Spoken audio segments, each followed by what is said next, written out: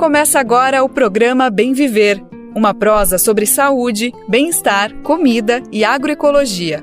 Produção Rádio Brasil de Fato.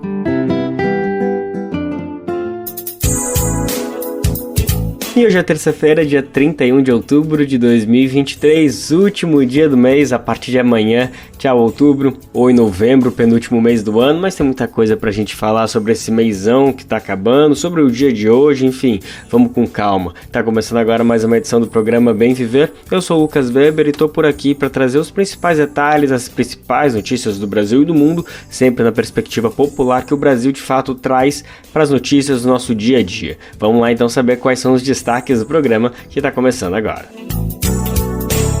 MST envia primeira carga com 2 toneladas de alimento para Gaza. O objetivo é chegar a 100 toneladas de doação. Com participação de cientistas do Brasil, o estudo chega à molécula que barra a ação do coronavírus. Relator quer imposto sobre extração de recursos naturais em reforma tributária. Norte e Nordeste concentram mais da metade dos decretos de emergência climática do país, aponta estudo. E no final do programa, Dia do Saci ou Halloween. Iniciativa quer valorizar tradições brasileiras no dia 31 de outubro. Esses são alguns, mas são vários os destaques do programa de hoje, que está só começando.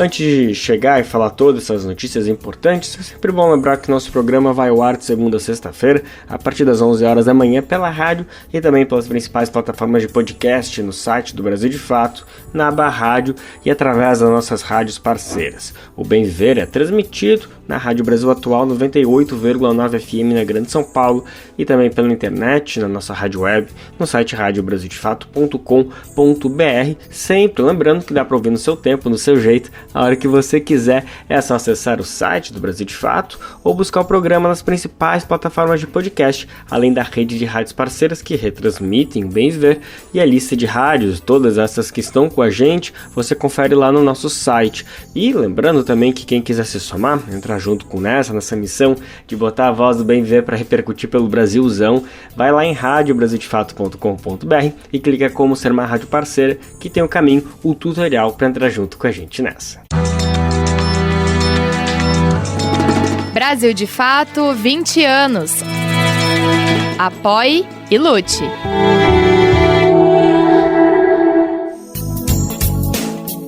Bora abrir o programa de hoje então falando sobre solidariedade. É que o MST, o Movimento dos Trabalhadores Rurais Sem Terra, doou 2 toneladas de alimentos para as vítimas dos ataques israelenses na faixa de Gaza. A doação seguiu ontem de avião e em breve deve voltar para levar mais alimentos. Bom, a meta do movimento é colaborar com cerca de 100 toneladas para o povo palestino. Em meio a tanta tristeza com a crise humanitária na região, o gesto do MST simplesmente é muito importante, é realmente importante e serve de exemplo. A gente sabe que as pessoas que sobrevivem aos ataques militares de Israel e estão enfrentando a fome, sede, entre tantas outras adversidades. Além dos bombardeios, Tel Aviv cortou serviços essenciais da população palestina. Vamos saber mais então dessa ação do MST. Quem traz os detalhes pra gente é o nosso repórter Daniel Lamir. O MST, Movimento dos Trabalhadores Rurais Sem Terra, enviou 2 toneladas de alimentos para as vítimas da crise humanitária decorrente dos ataques de Israel à faixa de Gaza nas últimas semanas. O movimento, porém, espera enviar muito mais. O primeiro carregamento partiu nesta segunda, dia 30, em avião da Força Aérea Brasileira, com arroz, farinha de milho e leite produzidos por famílias assentadas. Outros mantimentos já estão à disposição esperando a partida de novos voos com disponibilidade para levar a carga. Cássia Bechara, integrante da direção nacional do MST, explicou que a meta é chegar a 100 toneladas de alimentos doados. Aqui junto com o Ministério das Relações Exteriores, que trabalhou muito para garantir esse primeiro envio, e vamos seguir enviando outras toneladas de alimento, e a nossa meta é chegar a 100 toneladas, 100 mil quilos de alimentos doados pelas famílias da reforma agrária para o povo de Gaza. Famílias assentadas de todo o país participam da ação solidária. O movimento participa ainda de campanhas internacionais de arrecadação de fundos para as famílias camponesas de Gaza, organizadas pela União de Trabalhadores Agrícolas da Palestina, organização integrante da Via Campesina Internacional. O MST apela pela abertura urgente de um corredor de ajuda humanitária para Gaza, como afirma Bechara. As pessoas que não estão morrendo dos bombardeios estão sob profundo risco de morrer de fome, de falta de água potável, de falta de alimentação. Então agora, nesse momento, o central para todo o povo brasileiro é exigir o cessar-fogo e garantir a solidariedade à população de Gaza. A entrega dos alimentos pelo MST nesta segunda foi feita a partir do aeroporto de Guarulhos, em São Paulo, da Cooperoeste de Santa Catarina, arroz da cooperativa Terra Livre e da Cooperave, ambas do Rio Grande do Sul, e farinha de milho Terra Conquistada do Ceará. Do Recife, da Rádio Brasil de Fato, com informações da redação. Locução Daniel Lamir. Acho que com certeza, na verdade, você deve se lembrar de outras ações de solidariedade do MST, né? Um exemplo bem recente foi durante a pandemia de Covid-19 pelo país e pelo mundo, né? Por aqui aconteceu, por exemplo, a criação das cozinhas solidárias e tantas outras que mostram a importância do movimento, não apenas para situações emergenciais, mas também para questões estruturantes do país. E por falar em Covid, bom, a nossa repórter Nara Lacerda vai trazer agora pra gente uma informação muito bonita, muito bacana, que dá até um sorriso no rosto só de escutar ela. Olha só, um grupo de pesquisa que envolve até brasileiros e brasileiras, esse estudo, trouxe resultados positivos sobre uma molécula capaz de barrar os efeitos da Covid. A pesquisa ainda não está concluída, mas já tem muita coisa importante que a gente pode comentar e entender o que ela está trazendo. Se trata de um avanço muito contundente para, de repente, pôr fim, de fato, nesse capítulo da nossa história tão trágico que foi a pandemia. Bom, a nossa repórter conversou então com os responsáveis, com a responsável, uma das responsáveis, melhor dizendo, por essa pesquisa. A gente vai conferir agora os detalhes com a nossa repórter Nara Lacerda. O nosso assunto aqui na Rádio Brasil de Fato, a partir de agora, é a Covid-19. Pois é, pode parecer até que faz tempo que a gente não fala disso, né? Porque o pior da pandemia já passou, todo mundo já está praticamente totalmente de volta ao novo normal, à vida normal, mas tem muita coisa acontecendo ainda, principalmente em termos de evolução da ciência, no que diz respeito ao coronavírus, e é sobre um desses fatos científicos que a gente vai conversar aqui agora. A gente convidou a Edmárcia Elisa de Souza, que é pesquisadora do laboratório Unit for Drug Discovery, no Departamento de Parasitologia da Faculdade de Ciências Biomédicas da Universidade de São Paulo, a USP. E por que a gente convidou a Edmárcia para conversar com a gente? Porque, recentemente, uma pesquisa do laboratório trouxe efeitos muito promissores para combater as infecções por causa do coronavírus.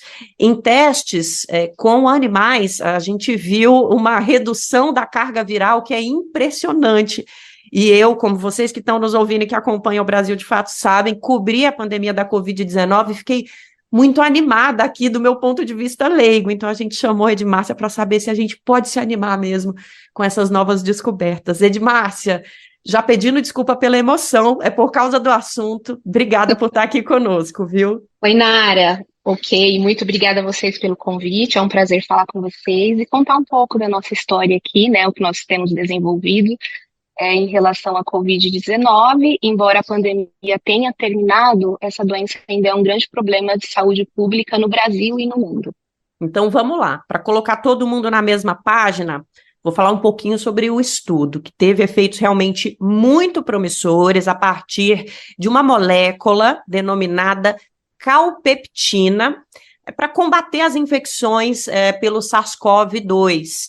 Bom, esses testes que a gente já falou na introdução da nossa conversa mostraram, por exemplo, uma redução da produção de partículas virais na traqueia após o 5º dia de infecção. Lembrando, gente, que quando começam os sintomas, né, quem teve Covid lembra muito bem que conforme os dias depois da infecção vão passando, a gente vai piorando e muito.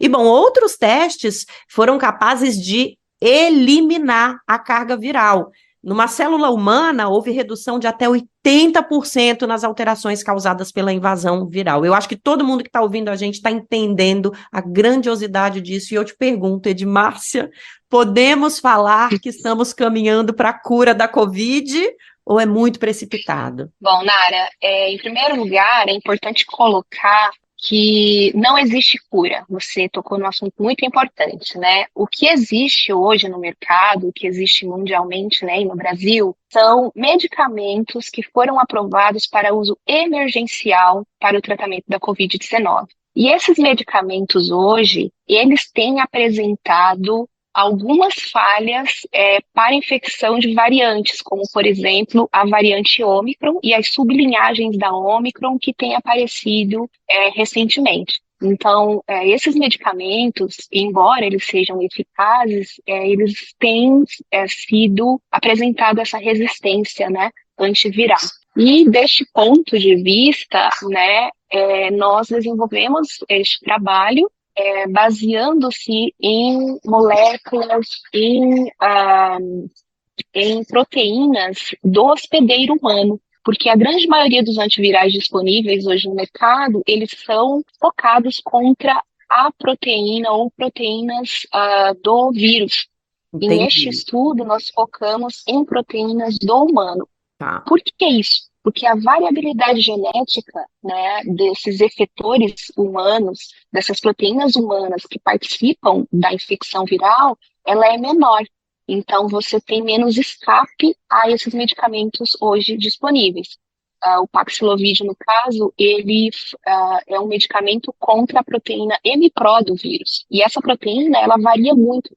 Durante a pandemia, há muita variabilidade genética, né? Então, o que acontece? Esses medicamentos, eles ficam resistentes às infecções, né? Então, principalmente contra essas novas variantes que apresentam essas mutações. Então, por isso que, nesse sentido, o nosso estudo ele vem abordar os dois targets, que é contra a proteína humana e contra a proteína do vírus. Então, nós não podemos falar ainda, né, em cura total, por conta do escape antiviral que nós temos atualmente e também por conta do escape das vacinas.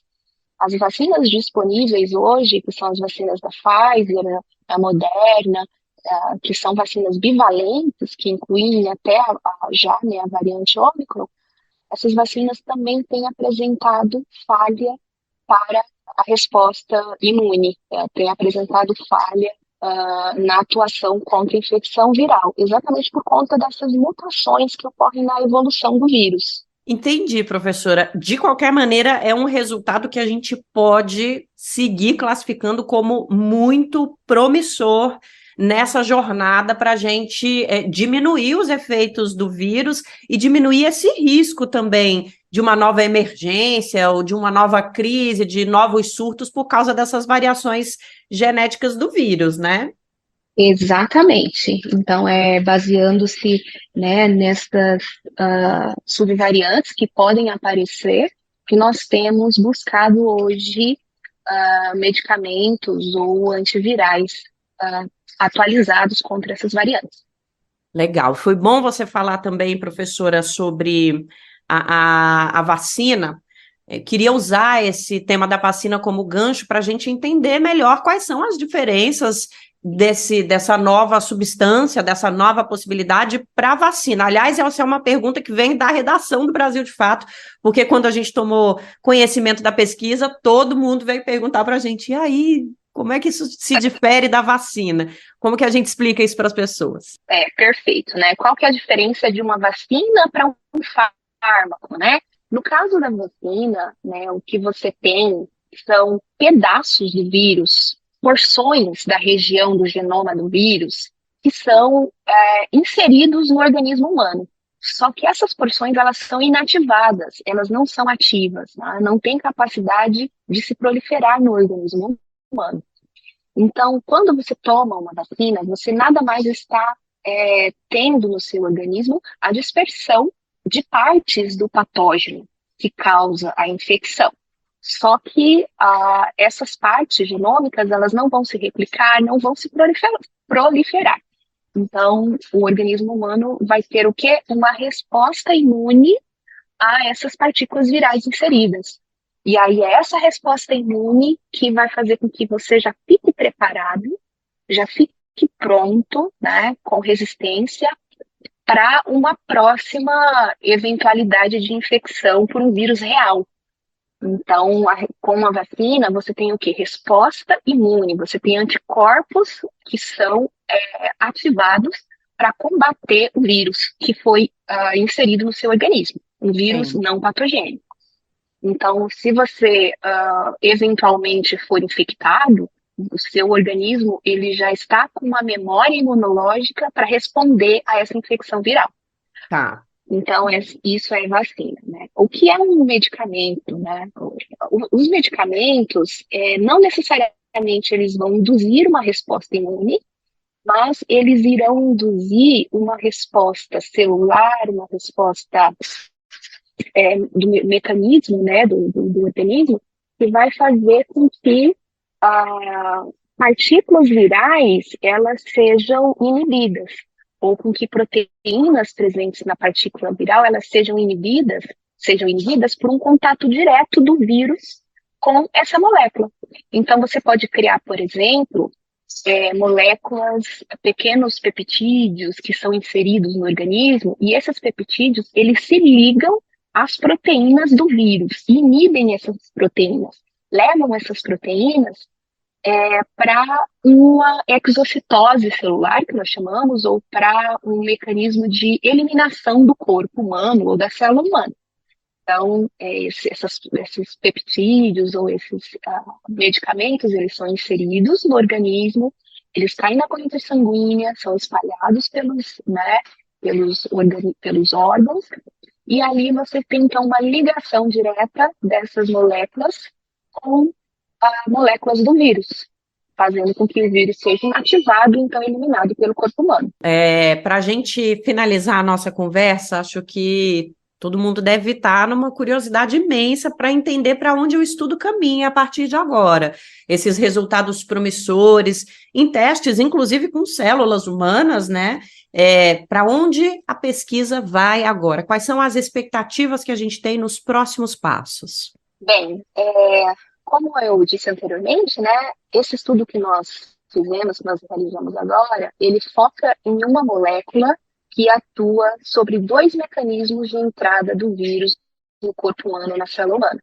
Então, você tem tanto uma entrada que é direta ou uma entrada que é um pouco mais demorada, que é vindo a citose. E na primeira entrada, você tem proteínas que participam, ali, moléculas que participam virais, e numa segunda você tem moléculas humanas.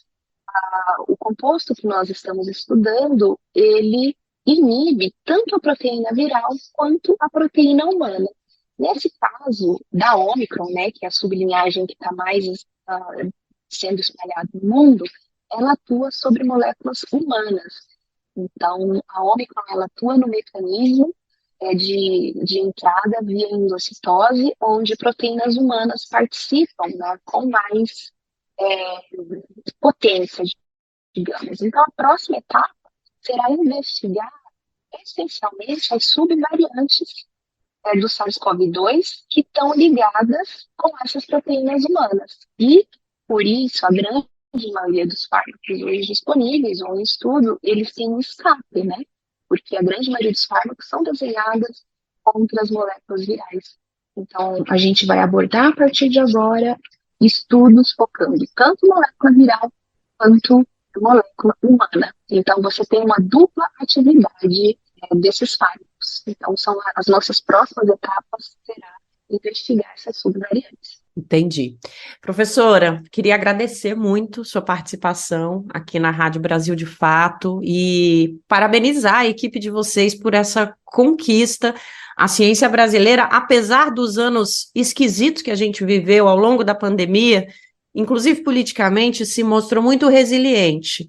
E os resultados que vocês aí dos laboratórios trouxeram para a gente ajudaram a salvar muitas vidas. Então, a gente espera que essa nova possibilidade também traga essa oportunidade. Obrigada demais pela entrevista e pelo trabalho, viu? Ok, obrigada a você, Nara. Muito obrigada pelo convite e estamos disponíveis. A gente começou a nossa conversa com a professora Edmárcia Elisa de Souza, que é pesquisadora do laboratório Unit for Drug Discovery, lá do Departamento de Parasitologia da USP, com muita esperança de que a gente estivesse aqui falando sobre uma cura, mas a gente termina sabendo que não dá para falar isso ainda, mas que a gente está caminhando na direção correta. A ciência continua estudando o coronavírus e continua tentando soluções para que a gente não viva de novo a crise que a gente viveu nos últimos anos. Obrigada também a você que ficou conosco até agora, nossos ouvintes e nossas ouvintes, valeu demais pela presença. Que bom que vocês estão aqui para compartilhar essa notícia boa. E aqui de São Paulo, da Rádio Brasil de Fato, Nara Lacerda. Valeu demais a nossa repórter Nara Lacerda, que acompanhou durante tanto tempo a pandemia. Então, enfim, mesmo depois de tanto tempo trazer uma notícia dessa é sempre alívio, uma maneira de olhar com perspectiva tanto para o desenvolvimento da ciência como da saúde pública no país. Qual foi a última vez que você ajudou a salvar uma vida? Nájila Lima, do Hemocentro do Ceará, tem um recado para você. Todo dia é dia de doar sangue. E não espere você conhecer alguém para exercer esse gesto de solidariedade. Existem muitas Marias, José, que precisam de sangue. E a gente não precisa conhecer para ajudar a salvar, a reescrever a vida dessas pessoas. Tome uma atitude e salve vidas. Doe sangue. Uma parceria Rádio Senado. Programa Bem Viver. Sua edição diária sobre saúde, bem-estar, comida e agroecologia.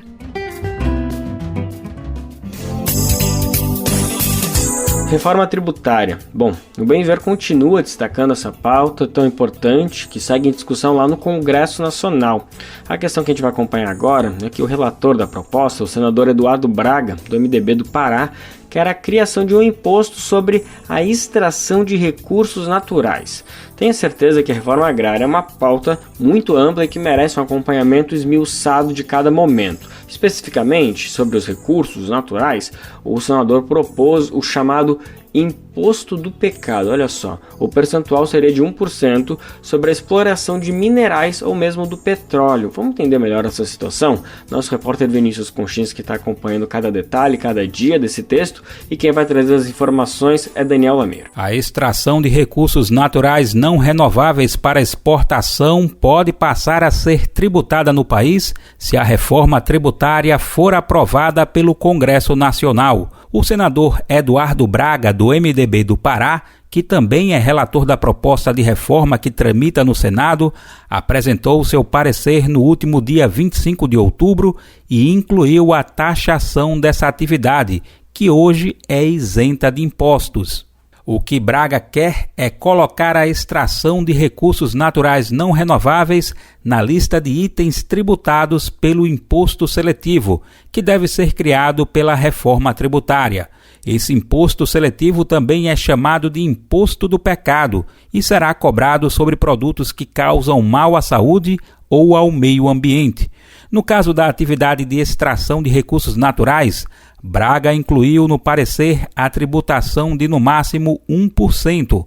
Esse percentual inclusive estaria fixado em Constituição, o que dificultaria a sua modificação depois de aprovado no Congresso. Durante a entrevista coletiva no dia 25 de outubro, Eduardo Braga disse que uma lei complementar a ser votada após a reforma definiria exatamente que atividades seriam taxadas.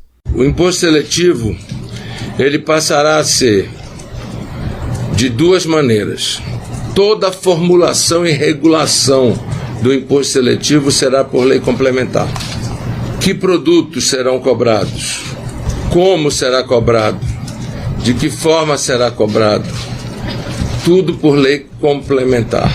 Atualmente, a exportação de produtos primários e semi-elaborados são isentos de impostos. Essa isenção está prevista na chamada Lei Candir, em vigor desde 1996. Para o auditor da Receita Federal, Marcelo Lettieri, a taxação é uma ótima notícia. O economista Eric Gil Dantas, do Observatório Social do Petróleo, também apoia a taxação. Para Dantas, a carga tributária sobre produção de commodities no Brasil é baixa, tirando a possibilidade do país de socializar os benefícios da exploração dos recursos naturais.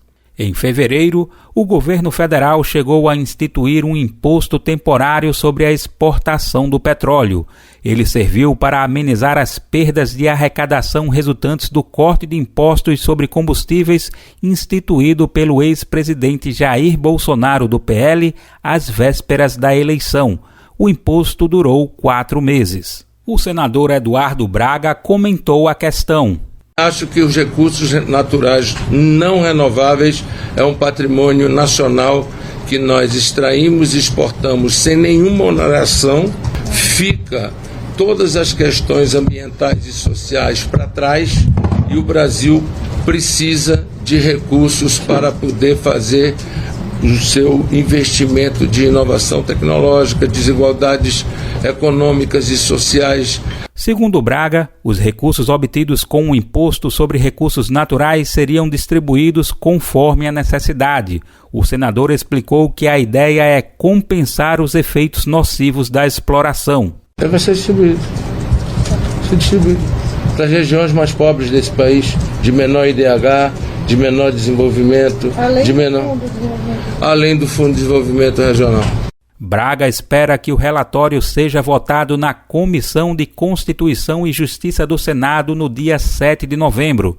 Já Rodrigo Pacheco, presidente do Senado, quer votar a reforma no plenário até o fim de novembro. A reforma tributária prevê mudanças principalmente em impostos sobre consumo. Ela substitui o IPI, PIS, COFINS, ICMS e ISS por uma contribuição de bens e serviços, com a sigla CBS, que será gerida pela União, e um imposto sobre bens e serviços, pela sigla IBS, gerido pelos estados e municípios.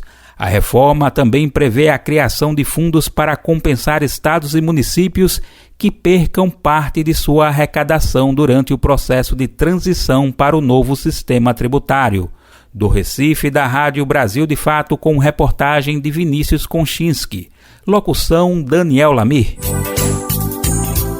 As regiões Norte e Nordeste concentram mais da metade dos decretos de emergência climática do país, isso no período de 2003 a 2016.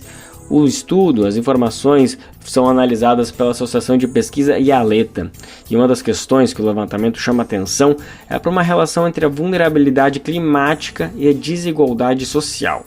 Para quem está com memória em dia, a pesquisa dialoga até mesmo com o tema da última edição do podcast, o 3x4, que a gente destacou ontem por aqui, né? Se ainda não ouviu e quer ser ainda mais atiçado por tudo que foi debatido na edição, a gente vai trazer mais agora algumas informações que estão no 3x4. Quem conta pra gente é Daniel Lamir. Um estudo publicado no último dia 26 pela Associação de Pesquisa IALETA mostrou que as regiões Norte e Nordeste concentram 52% dos 22 mil decretos de emergência climática emitidos por prefeituras. A análise foi feita com base em dados públicos e abrange o período entre 2003 e 2016. A nota técnica da IALETA evidencia a falta de políticas públicas para a prevenção de eventos climáticos extremos, como a seca extrema que afeta mais de 630 mil moradores do Amazonas. O documento foi intitulado como Adaptação, Desafios para a Transparência na Governança Climática no Brasil.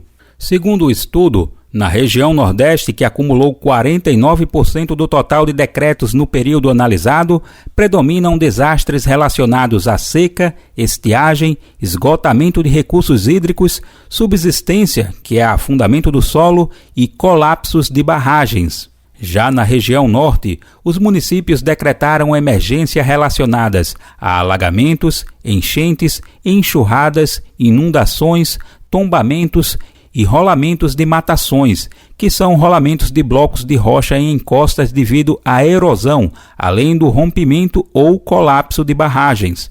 O estudo revela ainda que a partir de 2009 houve um padrão de aumento dos decretos por desastres. No entanto, segundo Diosmar Filho, um dos autores da pesquisa, os números estão subnotificados, muitas vezes por falta de capacidade dos municípios de elaborar esses decretos.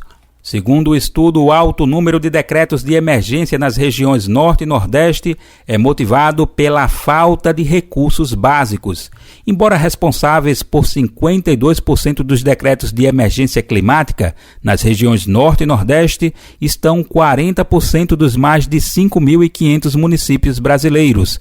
A disparidade de proporções indica uma desigualdade na formação socioeconômica de regiões mais afetadas por desastres climáticos. Para os pesquisadores, o estudo pretende contribuir para aumentar a transparência sobre impactos dos fenômenos climáticos em países em desenvolvimento, com o objetivo de dar mais assertividade a políticas públicas que contribuam com a efetividade do Acordo de Paris. Diosmar Filho destaca que esses dados não podem ser ignorados por um país que vai receber a COP e que vai receber um novo PAC, Programa de Aceleração do Crescimento do Governo Federal. Do Recife, da Rádio Brasil de Fato, com reportagem de Murilo Pajola. Locução, Daniel Lamir.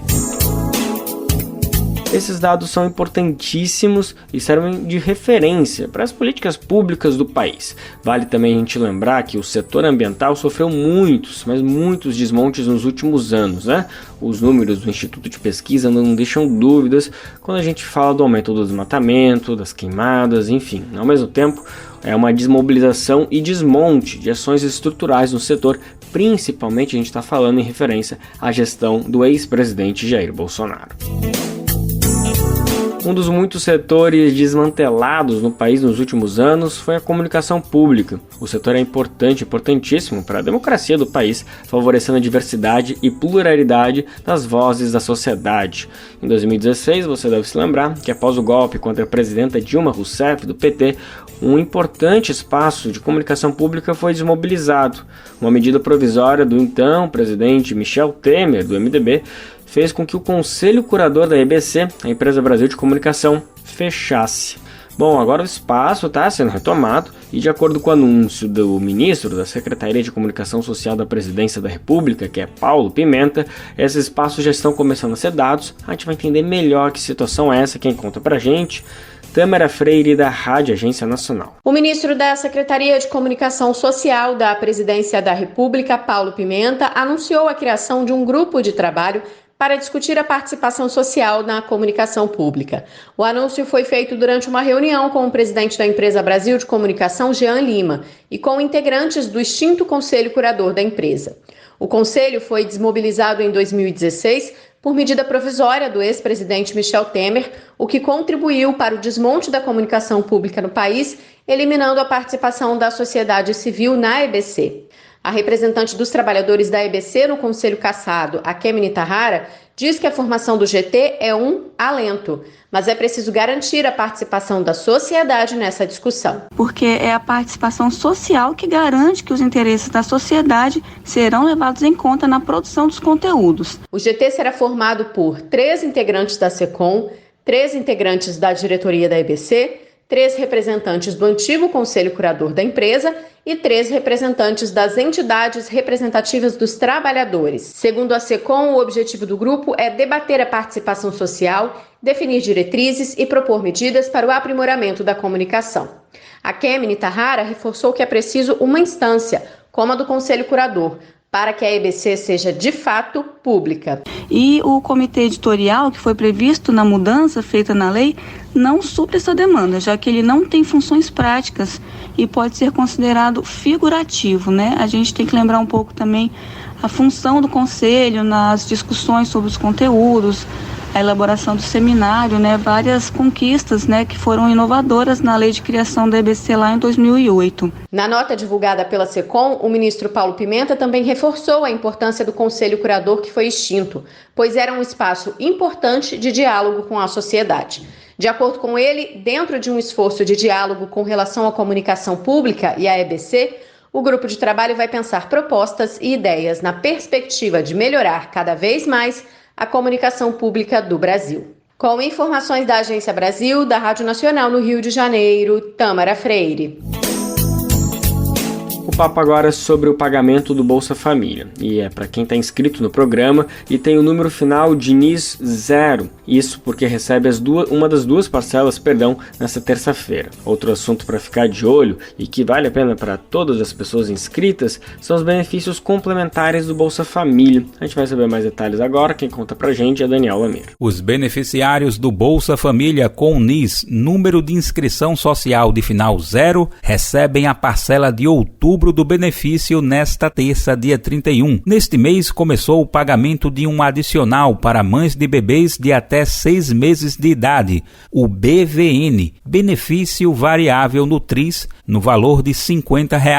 Além do BVN, existem outros benefícios complementares dentro do Bolsa Família. São eles: benefício variável familiar, benefício primeira infância, benefício de renda de cidadania, benefício complementar, além do benefício extraordinário de transição.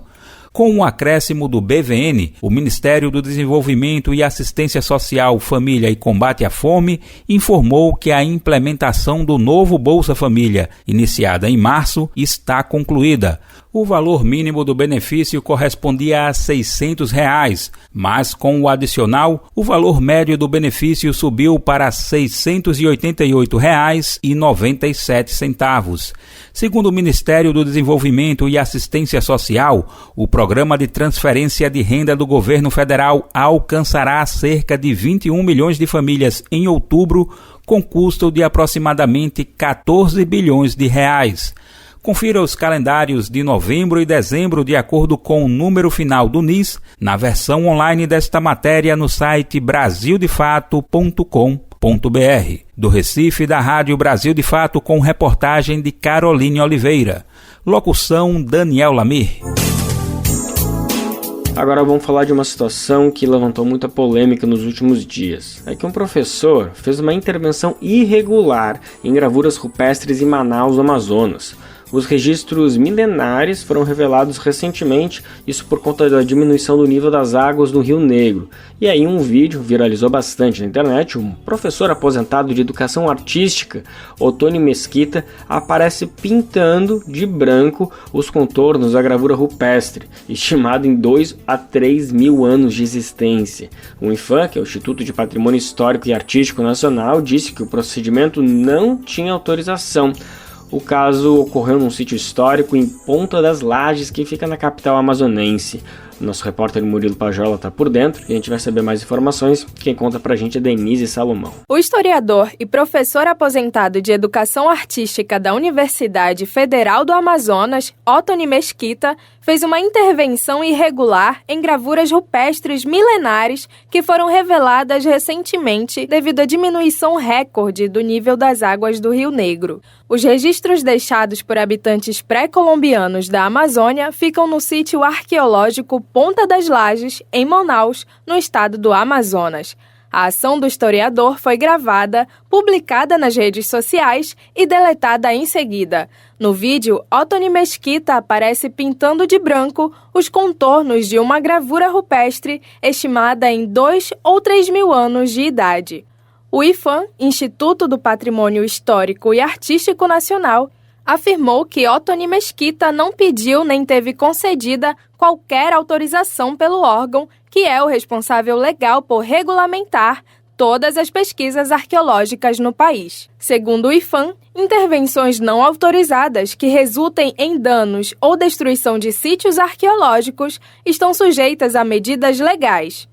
Entre as sanções estão as apreensões de materiais, multa e prisão de 6 meses a 2 anos, a depender do impacto causado pela ação.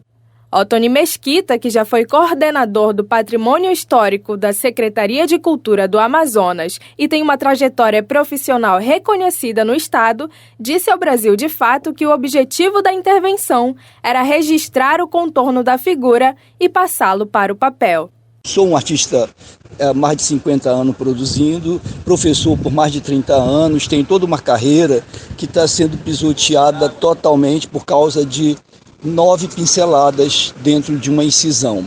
Ele pediu desculpas a quem se sentiu ofendido, mas afirma que sua ação não provocou qualquer dano à gravura, pois foi feita com caulim, que segundo ele é uma argila natural de coloração branca que não contém qualquer substância industrial e é inteiramente natural, sem aglutinante ou qualquer outro produto que possa intervir e agredir a obra. Eu não tinha nenhuma autorização do IPHAN, nem de qualquer outro órgão.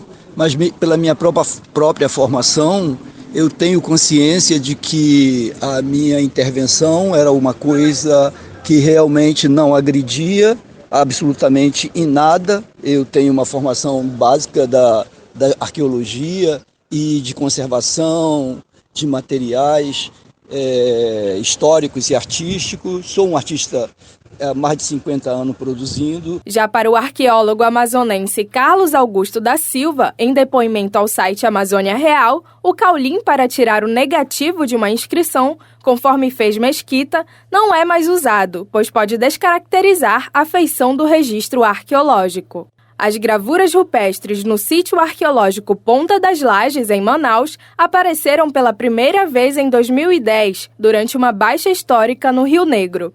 Em outubro deste ano, as inscrições foram reveladas novamente pela diminuição recorde do nível do rio. Segundo reportagem do site Amazônia Real, desde a última reaparição das gravuras, o alto fluxo de visitantes que fazem fogueiras e jogam lixo no local ameaça a integridade do sítio arqueológico.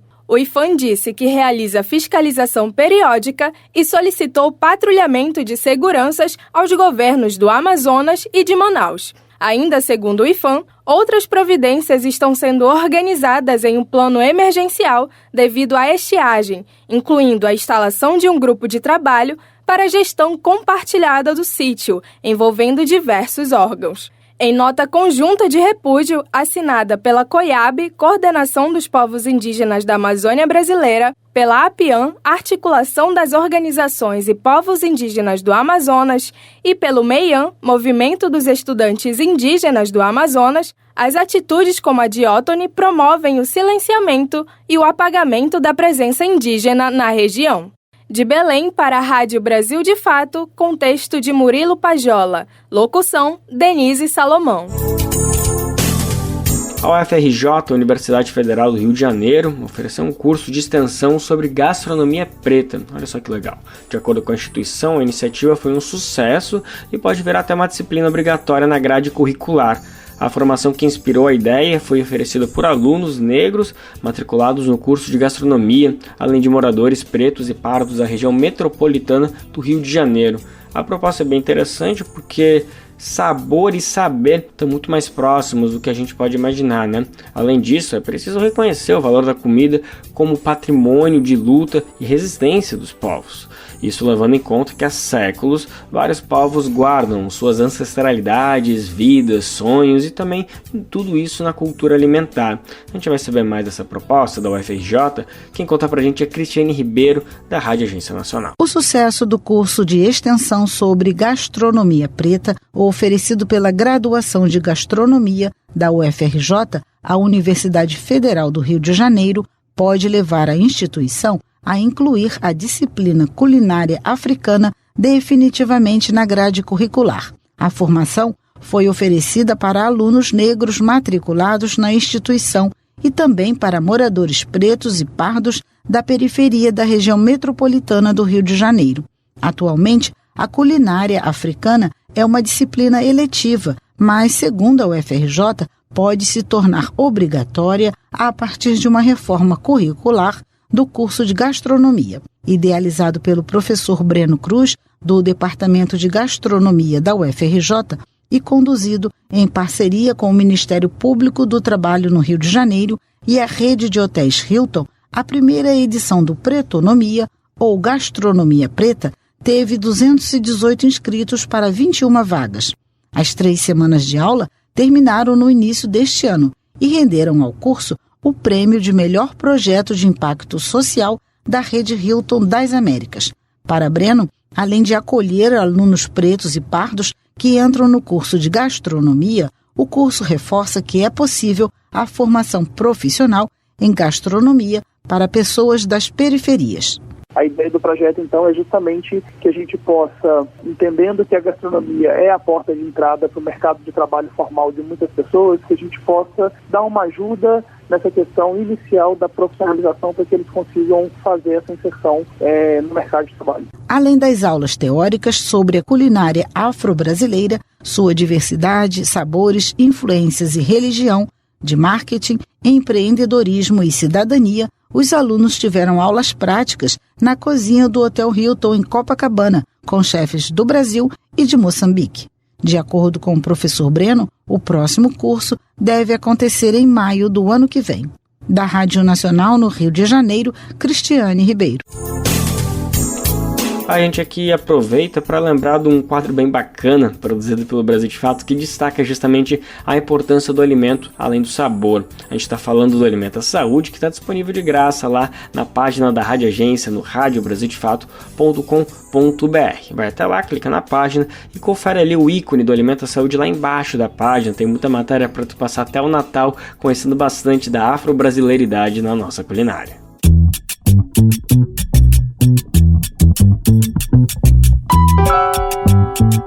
Oi pessoal, eu sou Rosana Fernandes, da Coordenação Política Pedagógica da Escola Nacional Florestan Fernandes, e hoje eu tenho um convite especial para você. A Escola Nacional Florestan Fernandes precisa do seu apoio para continuar promovendo a formação política da classe trabalhadora. Desde 2005, mais de 40 mil pessoas do Brasil e do mundo já passaram pela Escola Nacional, que continua existindo por meio da solidariedade dos movimentos populares e associados que contribuem com esse projeto. Conheça o trabalho e seja um amigo da Escola Nacional Florestan Fernandes. Acesse www.amigosenff.org.br e saiba mais.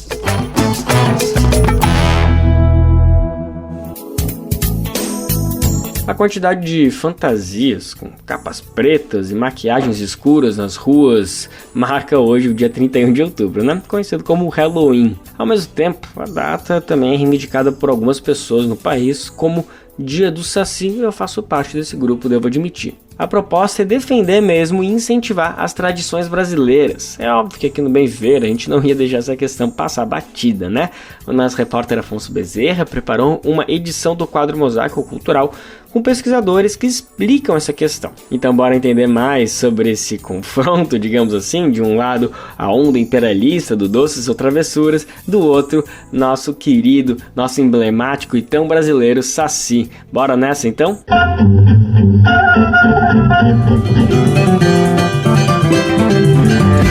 Mosaico Cultural, uma produção Rádio Agência Brasil de Fato.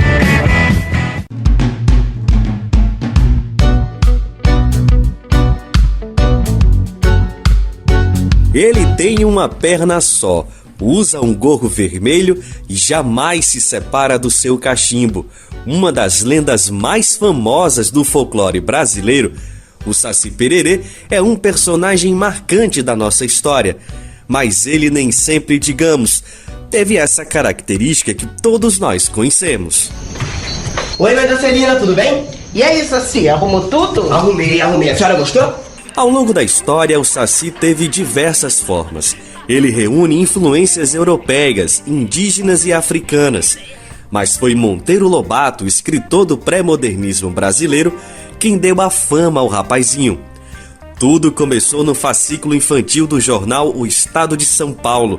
Lobato enviou para os leitores perguntas gerais sobre o Saci e, com as respostas, elaborou em 1917 o Saci Pererê, resultado de um inquérito.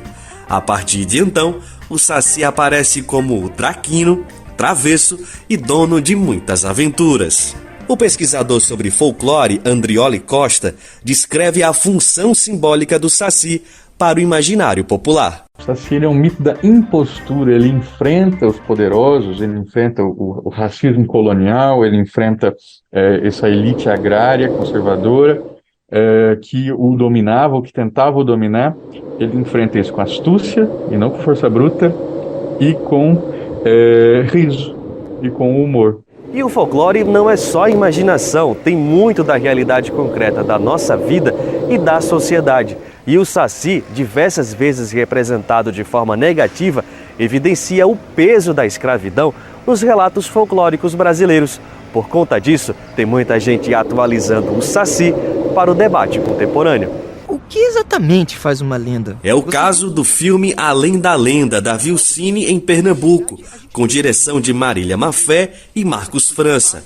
Nele, o Saci surge com uma vibe positiva, descontraído e super amigo das outras lendas, sem perder as características originais. Erickson Marinho, roteirista do filme, revela como foi o processo criativo do Saci no Além da Lenda. A gente tentou desconstruir essa associação de Saci, né, por ser um personagem negro, a malícia, né? Para tirar esse estereótipo do negro malandro, né, do negro traquino que só faz travessura. Então aqui a gente reconstrói ele e apresenta um Saci amigão de todo mundo, né, justamente por ser uma lenda muito conhecida no Brasil. A gente entendeu que ele é o líder das lendas brasileiras. Me deu livro! Se algo acontecer com aquele livro, a gente já era! Enquanto existirem pessoas acreditando nelas, as lendas sempre existirão. Então a gente pode sim reapresentar lendas, acho que deve inclusive reapresentar lendas, mas deixando de fora esses estigmas que a gente acha que não tem que ser perpetuados nem reforçados. No filme, o Saci é uma espécie de guardião de um livro sagrado das lendas brasileiras. E nessa trama, ele vive outro dilema: proteger a tradição brasileira da influência estrangeira, representada no filme pelos ícones do Halloween. Para Erickson Marinho, há um desequilíbrio no consumo dos dois tipos de cultura. A gente tem aí 10 anos, mais de 10 anos de filmes da Marvel sendo lançados incessantemente no cinema. Então uma criança hoje que tem 10, 11 anos, ela cresceu dentro desse universo. Então é isso que ela conhece, né? Muito forte. Todas as culturas são bem-vindas, é até isso que a gente defende no nosso filme, no nosso projeto. Todas as culturas são bem-vindas, mas que a gente tem que equilibrar um pouquinho mais para não ficar olhando só para o que vem de fora, né? Há vários projetos de lei que tentam oficializar a criação do Dia do Saci, mas a data não é consenso. Muita gente acha que é uma forma de criar uma confusão onde não existe. Acontece que os pesquisadores e adoradores do Saci reforçam que a ideia é exatamente confrontar essa onda imperialista de doces e travessuras do Halloween, que tem afogado as tradições brasileiras. É o que acredita o pesquisador Anderson Mavaz. A gente vai tirar sarro do Halloween mesmo. Então a gente vai pegar a cultura estadunidense e remexer ela ali, incomodar. E esse é o maior motivo do Dia do Saci ser no dia 31. Incomodar. E se a gente não incomoda, se a gente não gera essa inquietação, que é uma inquietação que vem numa defesa de uma cultura que não é nossa, a gente não movimenta esse debate. O pesquisador em folclore Andrioli Costa segue a mesma linha de raciocínio. E o Saci nos fala assim, olha, em frente a um inimigo tão gigantesco, não adianta bater de frente. A gente tem que usar a cabeça, a gente tem que usar a ginga, a gente tem que usar o riso. Poxa, pessoal, valeu mesmo pela consideração. Isso alegra muito meu coração e minha alma, tá ligado? Agora vamos pra parte boa que a barriga tá roncando. De Recife para a Rádio Brasil de Fato, Afonso Bezerra.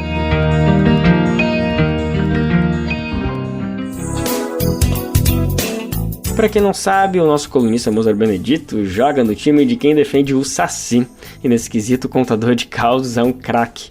Tem até um livro escrito pelo sócio fundador da SOSACI, que é a sigla de Sociedade dos Observadores do Saci, grande Mozart Benedito. Vez por outra, o querido Mozart destaca o Saci Pererê em suas colunas. A gente vai aproveitar o ensejo, a data, para relembrar uma das mais recentes, que destaca justamente esse dia 31 de outubro.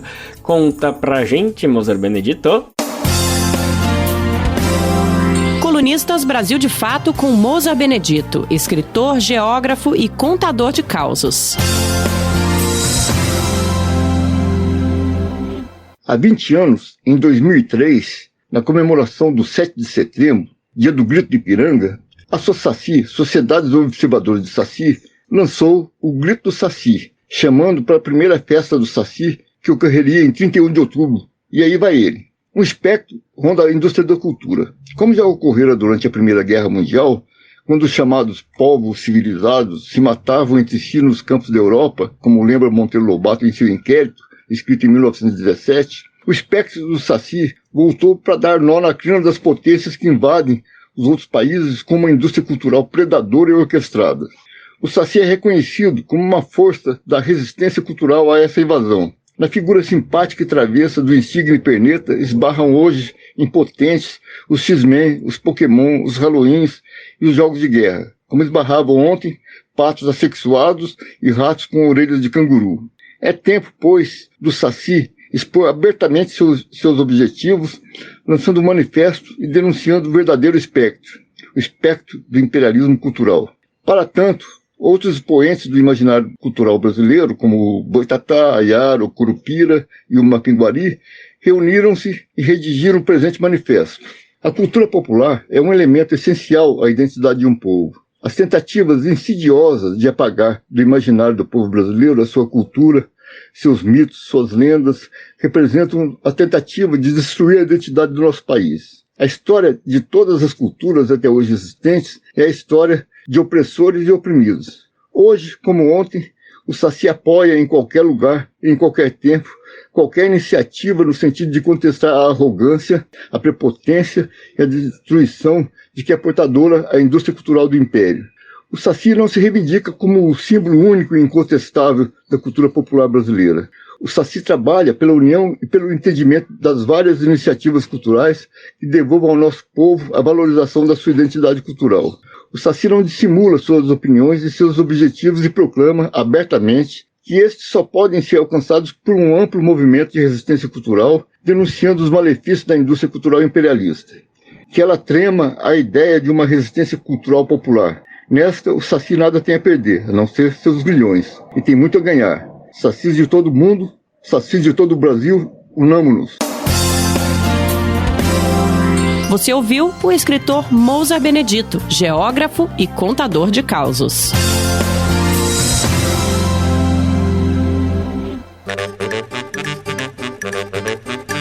E vamos encerrando a edição de hoje com a música Pererê Peralta Saci, composta por Carlinhos Brown e Guto Graça, e quem canta é ele, Carlinhos Brown. Me persegue pela mata, fazendo fumaça, fumando cachimbo. É o Pererê Peralta, negro como a noite, quase que despiro. Pula, pula, some, dança como uma criança, segue seu destino. Se esconde na floresta, nunca perde festa, quer se divertir. A vermelha carapuça dá o tom da turma alegre do sítio. Dona Benta se vê louca com as travessuras do negro Saci.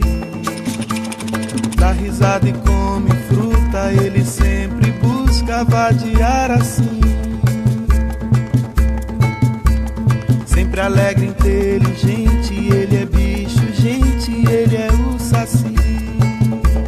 E com essa vamos nos despedindo do programa de hoje, lembrando que amanhã, dia 1º de novembro, quarta-feira, estamos de volta com mais uma edição do programa Bem Viver, a partir das 11 horas da manhã.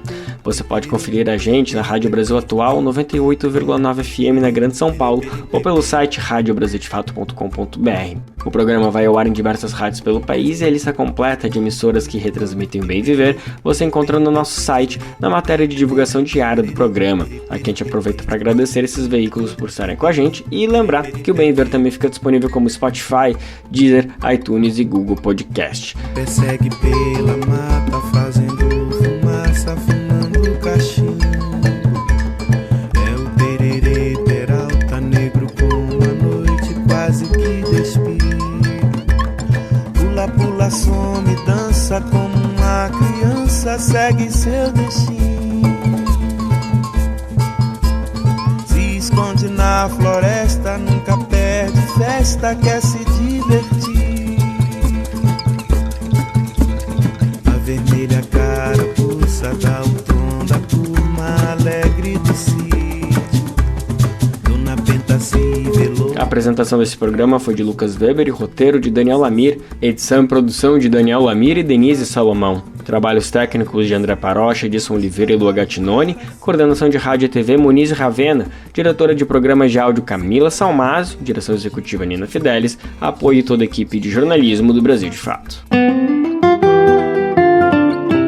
Você ouviu o programa Bem Viver, uma prosa sobre saúde, bem-estar, comida e agroecologia. Produção Rádio Brasil de Fato.